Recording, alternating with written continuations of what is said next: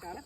So, but then at that point, he keeps trying. Yeah. Pull it out. So what are your suggestions? So when I've let Luke out without positive when I don't have my treat pouch with me, and I can't reward him with the food rewards, he's gonna go down, he's gonna dive down to the grass, and he's like monster man. Like he's like chomp, chomp, chomp, chomp, It's so hard to pull. he won't bring his head up because he knows we're gonna bring his head up and march on, right? So he's like, no. So he's like super glued to the grass. I caught myself getting into this wrestling with him, and I'm like, I don't go there. Like I'm not doing that, Luke. So I just wait for him to have some bites, chomp it all down. I'm just taking some time with him. I pick a point when his teeth rip a chunk of grass off, and then I like ask him to bring his head up. I say, good boy, and then I take him into motion, and I ask him. I keep my hand kind of close, and I'm not holding, but I'm asking him, could you? Do you mind demonstrating that? I'm sorry. I'm like, we could actually do it. Sorry, Will. Do you mind if she just shows us this? Because I personally want to know. Yeah. Okay, cool. So when I want to, I stay on the left side.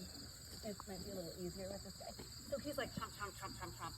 And then I'm like, okay, have some bites, like get him in. I'm not gonna like correct him or, wail on him or anything for that. But I'm gonna say, I'm gonna watch him a little bit. And he's gonna get to a point where he's got so much in his mouth, right? He's chomping.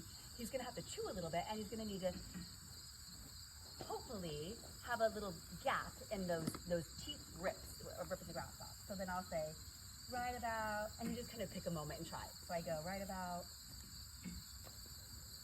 now. Lucy, up. Yeah, good boy. Lucy. Up. Yes, good boy. And then I say, we're gonna see if we can walk this far. I'm not holding tight. I'm still kind of there. He tried to go down, and I gently, lightly asked him if he could. And now once he busted through, and I was talking. He's down. I'm going to do that again. I'm going to start that process over. But there's a moment when you have his head up, that you can ask him. You're going to take your momentum, and you're just going to like I'm not doing this constant, right? It's a little bit like, can we stand? Yeah. Can you keep your head up? It's a little bit ask and release, because I want him to learn to do this on a slack line. Right. I don't want to have to micromanage him and say, we're going to the field, keep his head up, like that, like I used to back in the day before I knew better. But and that's how I walk him out, and it works. Okay. So I just ask, and sometimes I go, and this is my cue for, do you want some bites of grass? I'll do this to let him self-reward, and it's like it's if I was giving him a reward. Okay. And I don't say the bingo word. Yeah. I don't say excellent, but I say okay, and then I just give him the cue for you can graze now, and he's like, really?